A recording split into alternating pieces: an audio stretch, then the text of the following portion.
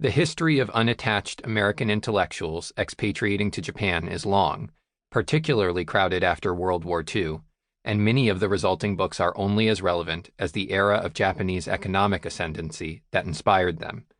Americans read about East Asia when they are afraid, and now China frightens them more.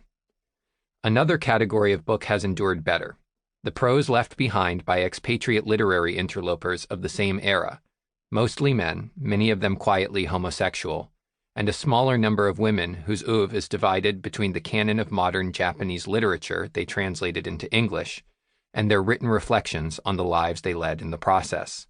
In the 1970s, Donald Ritchie's autobiographical novels established a global audience for this group's experiences. Since his death in 2013, his literary epitaph praises his lyrical observations of life between cultures, where he was, in his own words, a citizen of limbo, this most attractive, intensely democratic republic. My mentor in Japan was Hideo Levy, the first Westerner, American, culturally Jewish, to abandon the comforts of limbo by succeeding as a literary fiction writer in the Japanese language. Before his books won prizes, there was no such thing as Japanese literature. There was only Japan literature, and its suggestion of an indispensable connection between language, ethnicity, and nation. Some would rather it remain so, and haven't anything nice to say about so-called border-crossing writers like Levy and his Korean contemporaries, the label itself a pejorative nod toward the illicit act of fence-hopping. In his former life as a scholar of Japanese poetics, Levy's first student was a woman 3 years his senior, born in occupied Japan to an American father and a Japanese mother.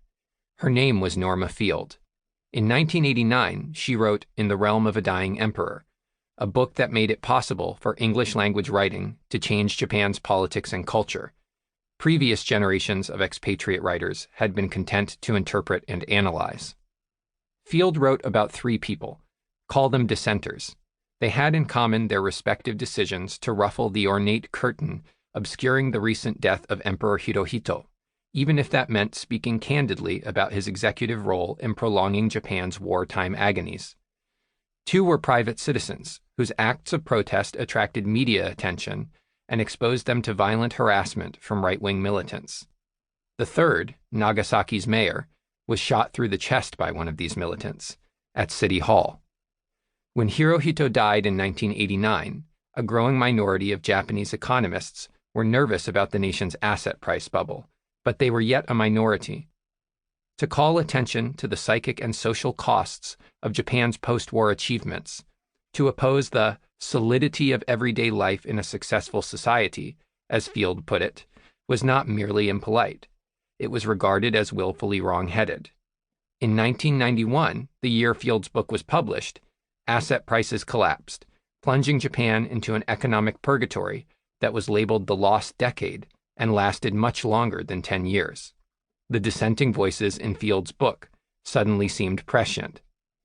When I arrived in Japan, 3 months before the Fukushima disaster, the chronologically acute anxiety of the lost decade had been replaced by a more diffuse and enduring economic malaise, this time as a function of demographics, which point to a dramatic decline in Japan's population, from 128 million in 2010 to 97 million in 2050.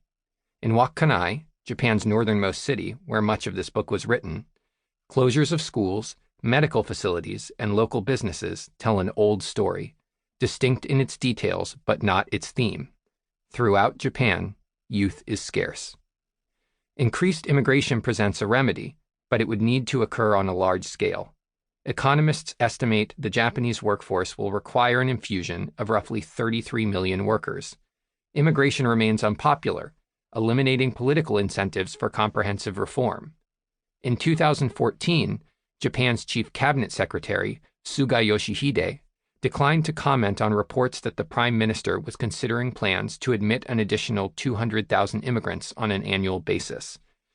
The administration's intentions eluded the press until 2018, when a reform bill was rushed through Parliament, circumventing the normal vetting process.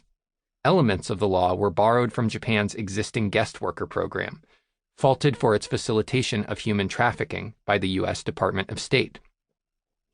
In public discourse about the nation's economy, hope, or despair, depending on one's politics, attaches to the achievements of Japan's longest-serving prime minister, Abe Shinzo, whose aggressive reforms generated a recurring cycle of skepticism and praise from ambivalent economists. Japanese voters have developed the accurate impression that they are inhabiting an economic experiment, founded on a controversial hypothesis.